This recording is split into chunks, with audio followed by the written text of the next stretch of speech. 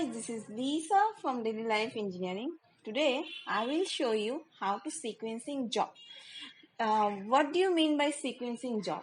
Suppose you have a binding machine and you have a demand of work by various parties. But how will you serve them? You can maintain various way like FCFS, which means first come first serve, and SPT, shortest processing time, and EDD, which means earliest due date, and LPT, longest processing time, and CT, the critical ratio. Okay, today I will show you about the this like the laser pointer. I will show you the FCFS, which means first come first serve process.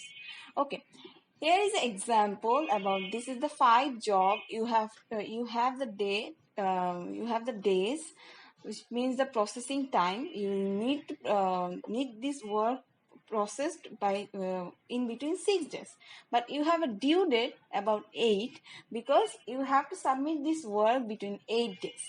Okay, let's solve this out. I will summation these numbers, which will be a result of 28, and I will make the flow time. How can we make the flow time? At first, we will summation these numbers sequentially. First, I will write down 6, then I will add 2 with 6, which means 8, and I will add 8 with 8, which means 16. This is the way I will make the flow time, and I will also make a summation of this number. Then job due date, which was mentioned in that example of the math, and job lateness means how can we derive the job lateness, because your due date is 6 here, but your flow time is 8, because the day at 8, the 8th date you will complete your work, but you have a due date about 6 because you will be late for how many days? Late for 2 days. Okay, here I can find out the job lateness by minusing the flow time, by minusing the job due date from the flow time. Okay, if the job due date is high, then you have no matter to be tensed about.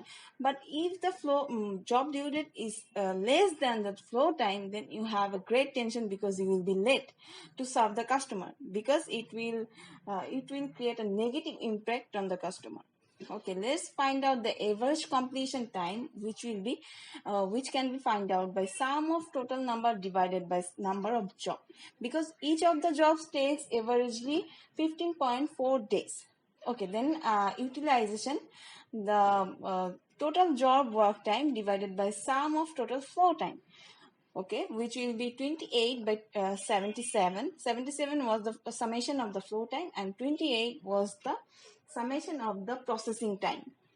Okay, then I will find out the average number of jobs in the system, which can be derived by sum of total flow time divided by the total work time, which is sum of total flow time will be 77 and job work time will be 28, which will be 2.75 job. And average job lateness, how much you will be late on each job averagely.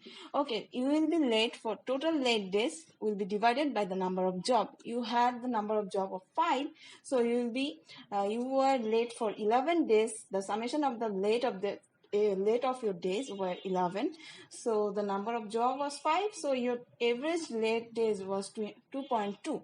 For each job you were late for 2.2 averagely. Okay, that's all for today, and this is for the first come first serve process. We have another 4 process which we can follow, so that's all for today.